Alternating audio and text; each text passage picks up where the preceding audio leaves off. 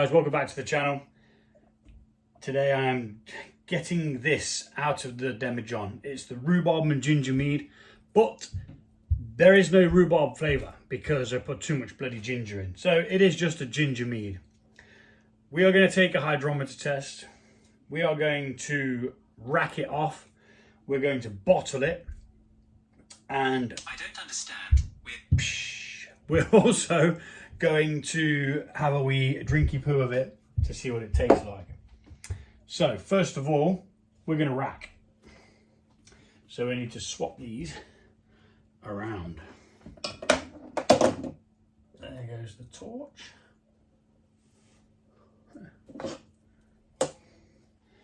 And we're going to take this off. We're not going to need the airlock anymore, but we will put it in there just in case.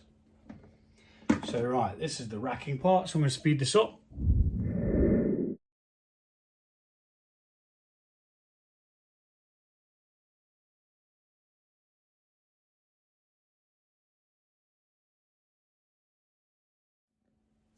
That's that racked off.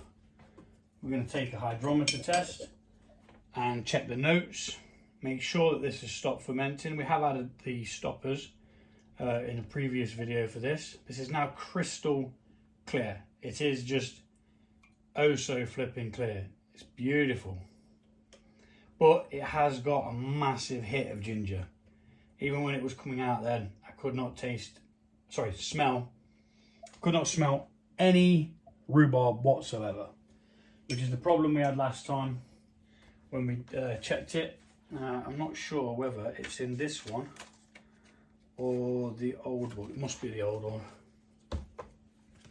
It must be the old one. There's a bee trying to get in.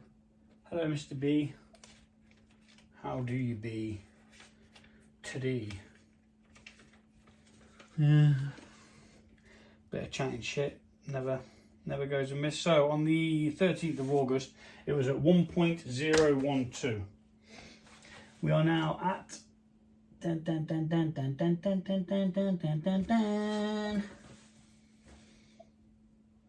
exactly the same reading, which is good. It has finished fermenting. Take a little drinky poo. Not too much though, because we want to get it bottled. And tip that in there gently, because we don't want to add oxygen. I haven't already calculated the alcohol for this because I wasn't sure what it was going to be when it finished. Very strong, very strong. Very clear, very clear. It's just ginger. There's no rhubarb.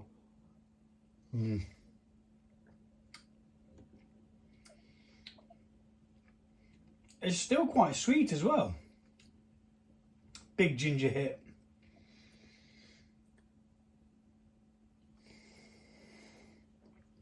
Even in your mouth, you can feel the spice of the ginger.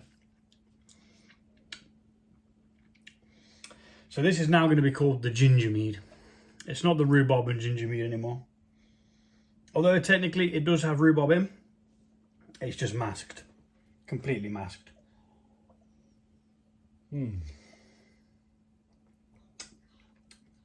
That's actually quite bloody good.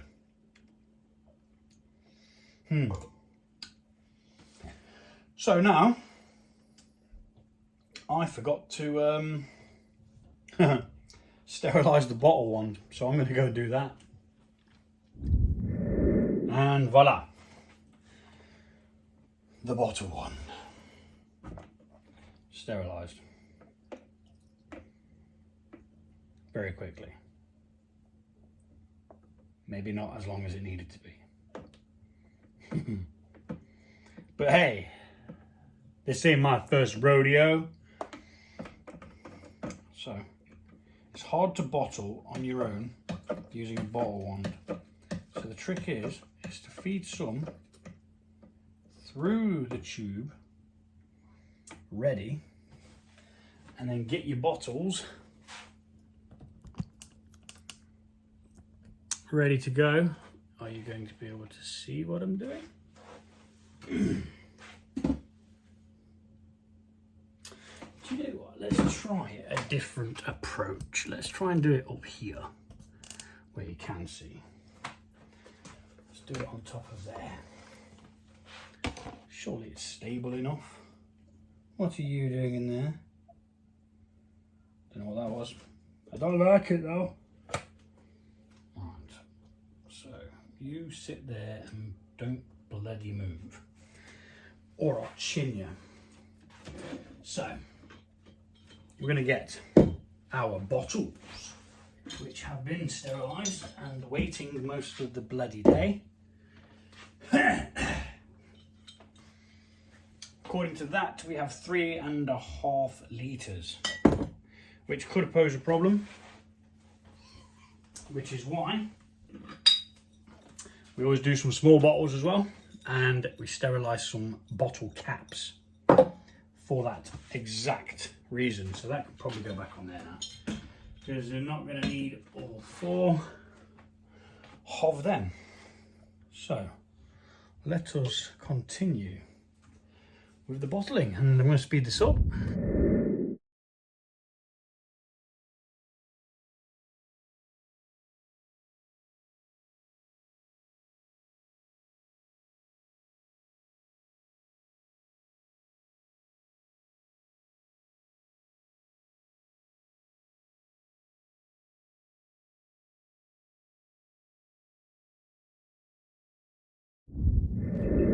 And that is that.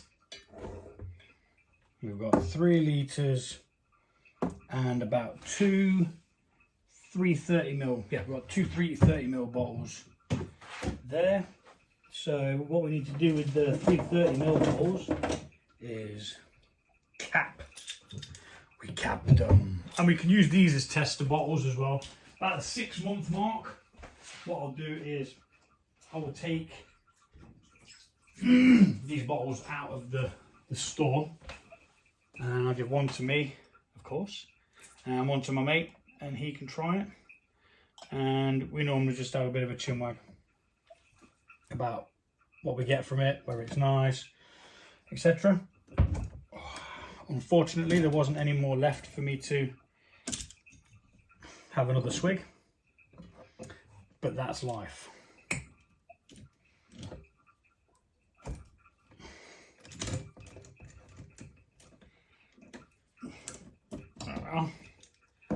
Yeah, crown capper if you haven't got one and you want to use non-swing top bottles, brilliant. And if you're doing mead and things like that, you can actually reuse bottles because they don't pressurize. They say don't reuse bottles because of needing, they're not fit for like to be repressurized apparently. I don't know. I tend not to really listen to what people say and just do my own thing. Well, here we have it. That's the ginger mead bottle, and mighty fine it looks, if I do say so myself. So that had 120 grams of ginger in. I would recommend using about 20 and see what that gets you. I will revisit the ginger and rhubarb mead, but I will be putting a very small amount of ginger in and a big whopping amount of rhubarb. My mum's actually got a rhubarb plant in the garden, so once it's ripe and ready for the picking, I'm going to get her to pick me some up, and we're going to get it frozen, and then we're going to thaw it out. Reason being, freezing your fruits and things like that before using it is a really good way to help break down the cell walls. So when you're fermenting, the yeast is able to get in there better, take any sugars out, and yada yada yada. That was a tip learnt from City Steadings. I know I always rave about them, but you really should go check out their videos. They're brilliant, brilliant. The guys just know so much. They know so much. Right, and that's that. Now, next on the list of things to do is to drop this in the sterilizer, because I forgot to.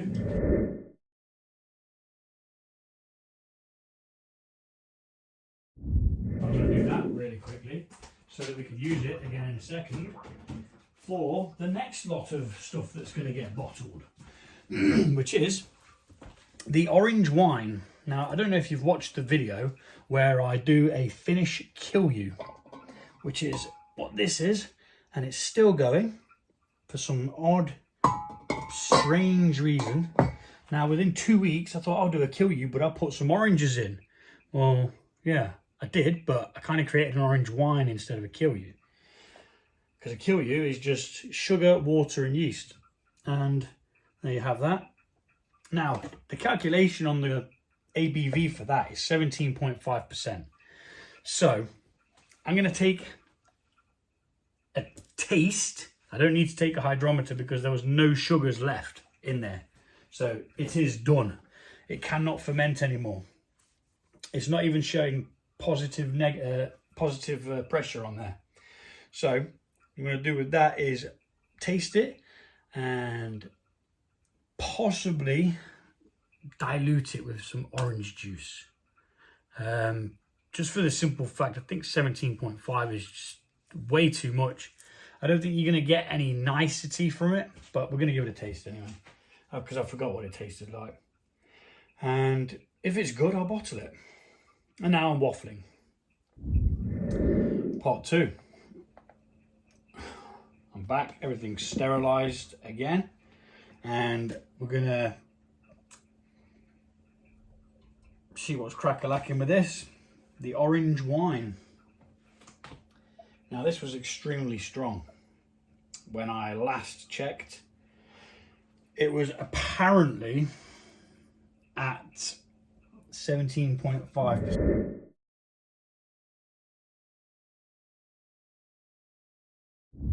I believe. Let me just double check.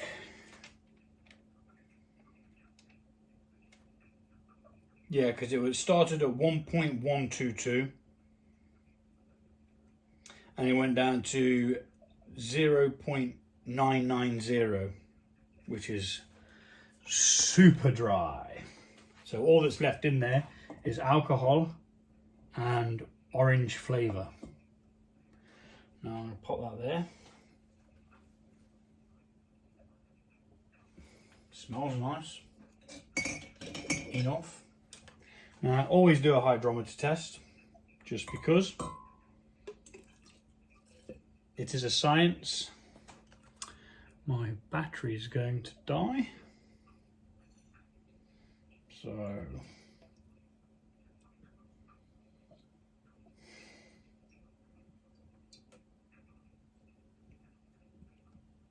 yeah, it is super dry. I mean, things hardly even in the bloody water. Nope. It is bang on the books for the density of alcohol. So it's a super dry orange wine.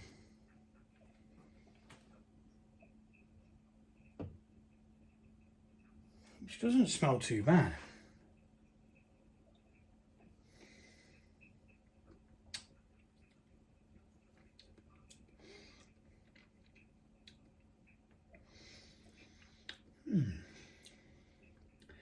It's probably lacking like a body or something like that, or but you can't even see.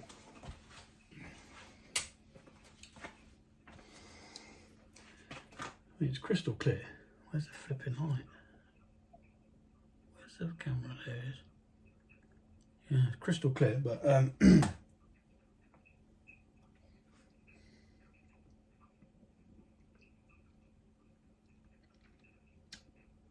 it's very intense. Like I say, it should be, if the calculations were correct, which I will redo, should be about 17.5%, which is crazy. That's the strongest brew I've done. That needs to go in there because we're going to rack this and get it bottled. It's been sat clearing for a while.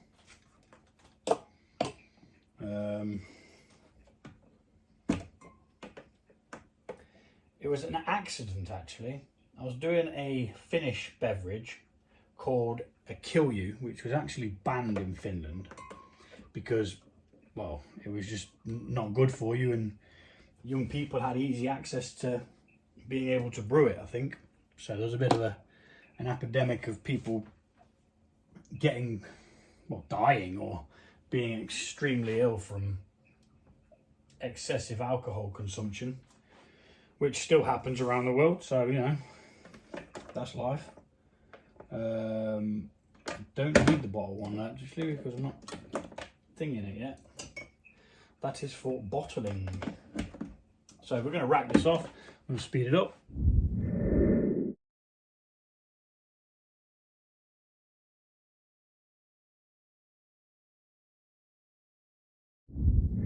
Okay, so we've got about 2.5 litres. Now, the vessel that I put it in was that one over there, one of the small, the big open mouth ones. They're not actually a British gallon. So I think a US gallon's like 3.78, is it? Or 3.87 litres. So we're a little bit shy on a normal gallon, but that is why we always do some smaller bottles. And we've got the things there to cap them off. So we're gonna bottle this up. Woohoo!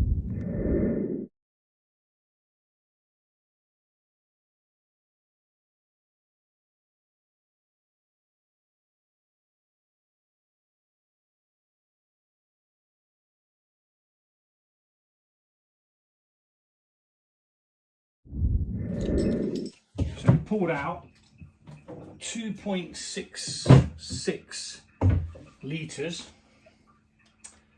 of the orange rocket fuel. Orange wine. 2 small bottles here, which, to be fair, if this is 17.7%, all you're going to want is one of these small bottles, aren't you? You're not even going to need that. Whew.